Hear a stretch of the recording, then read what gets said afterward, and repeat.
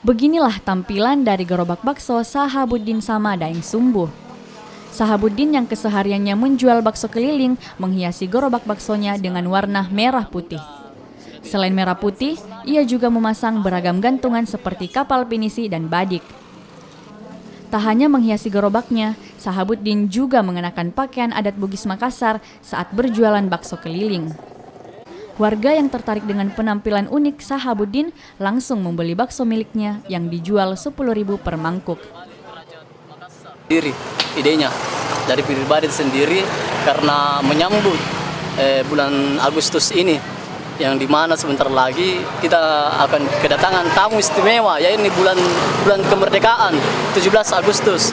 Makanya sebelum mencapai 17 Agustus saya bikin meme seperti ini untuk membangun juga kembali motivasi anak-anak muda di zaman sekarang ini, karena kurang lebih tidak semuanya, kurang lebih anak muda sekarang ini tidak ada yang peduli, kurang lebih tidak ada yang peduli masalah ciri khas tak sebagai orang Makassar, Bugis Makassar.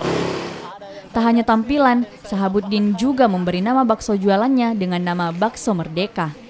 Ia berharap apa yang dilakukannya dapat memotivasi warga, khususnya kalangan milenial, untuk membuat kegiatan unik dalam menyambut kemerdekaan Indonesia ke-74 tahun.